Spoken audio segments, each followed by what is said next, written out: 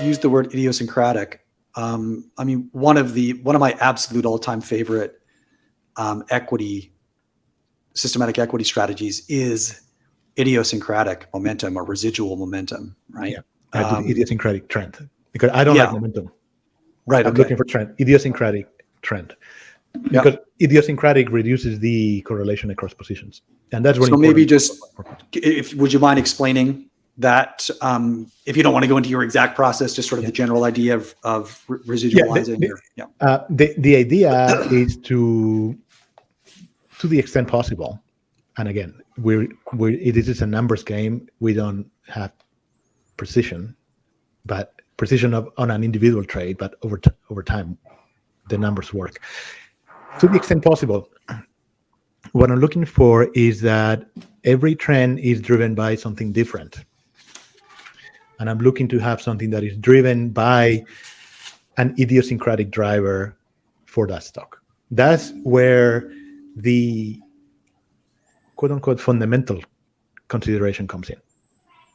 It has to be something related to the stock. And it cannot be a macro, it cannot be a sector driver. It has to be something that is unique to the stock, that is idiosyncratic. So the idea is, or an approach to sort of get to that would be to residualize each of the individual equity returns against the market, the sector, maybe the subsector, maybe a handful of macro variables, right? So maybe rates, crude, that kind of stuff. And now you've got a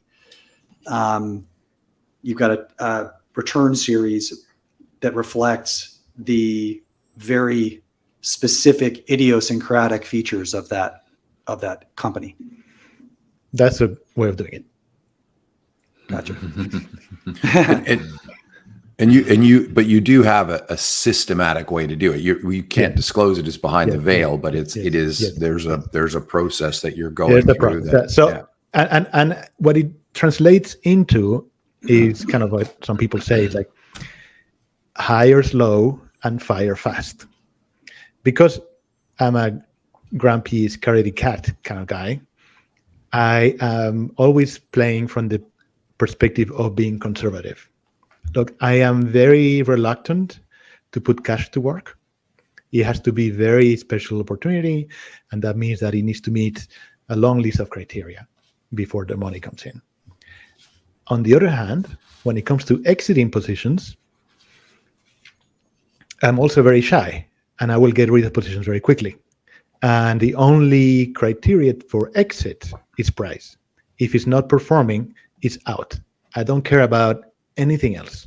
I don't care about the story. I don't care about the fundamentals. I don't care about the earnings were beating expectations. I don't care about I don't care about relative performance. I don't care about anything, except it's not performing. So I am very shy to come in, and I'm very shy to keep it in. So I'm very quick to take it off. So it's always trying to be conservative, among other things, because I have all my money in it. I don't want to lose it. So it's always playing conservative. It's always playing on the defensive. And that means that it doesn't really get into big drawdowns.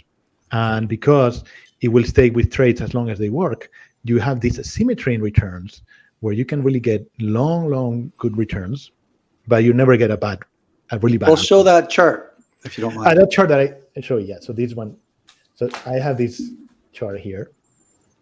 So this is the result of all the trades we have done since we started about 3 years ago.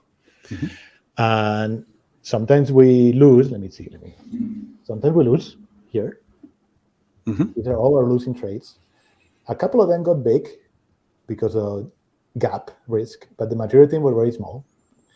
And then we made money in about 55% of the trades, so about 50%. We make a little bit of money here. And this is where the money is really being made, which is here, right in this right tail of returns. And this basically guarantees that over time, because you never lose a lot,